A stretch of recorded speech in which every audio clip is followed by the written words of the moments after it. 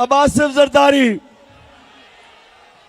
मुल्क की सबसे बड़ी बीमारी हम सब जानते हैं। अब ये सुने, इसने $60 मिलियन जो होता है 13 अरब रुपया इसने स्विट्जरलैंड में रखा हुआ था।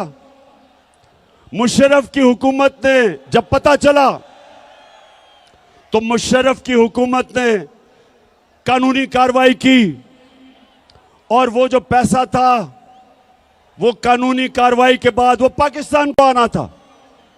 लेकिन जनरल मुशर्रफ ने इस मुल्क के ऊपर इतना बड़ा जुल्म किया कि इनको दोनों को एनआरओ दे दिया और माफ कर दिया, जबकि जनरल मुशर्रफ का पैसा ही नहीं था माफ करने के लिए। मेरी तरह के लोगों ने शोर मचाया कि कैसे आप माफ कर सकते हैं, पैसा तो कौम का था। तो 13 अरब रुपया इनका माफ हुआ। अब ये जरदारी डर गया, इसने एम्बेसडर को भिजवाया, बर्तानिया से एम्बेसडर को स्विट्जरलैंड भिजवाया, ये तब प्रेसिडेंट था, और इसने वो सारे सबूत खत्म किए। जरा ये देखें, ये स्विट्जरलैंड में ये इंतहाई खुफिया और पुरस्कार ड्रामा जेनेवा में उस वक्त मंजर-ए-आम पर आया जब पीर को सुबह 9 बजे वाजिद शमसुल हसन और नैब के सीनियर एहलकार दानिश्वर मलिक जेनेवा में पाकिस्तानी हाई कमीशन की सिफारती कार में प्रोसिक्यूटर जनरल के दफ्तर पहुंचे। जराये के मुताबिक प्रोसिक्यूटर जनरल कई घंटों तक पाकिस्तानी हाई कमिश्नर और नैब के एहलकार को ये दस्तावेजात देने से मना करते रहे, क्योंकि इन दस्तावेजात को पाकिस्तानी सिफारत खाने की जानिब से कोई बाज़ाब्ता तौर पर वसूल नहीं कर रहा था।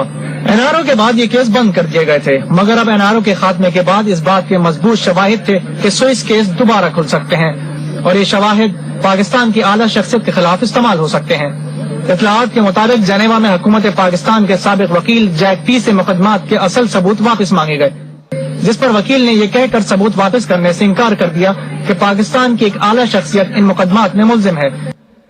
तो ये जब ये एनआरओ मिला, बर्तानिया से जरदारी ने एम्बेसडर को भेजा, तब ये सदर था, वो जिनीवा गया, उसने सारे सबूत जो आप देख रहे थे सारे सबूत उठा के और 13 अरब रुपया जो कौम का चोरी हुआ था वो सारे सबूत खत्म कर दिए।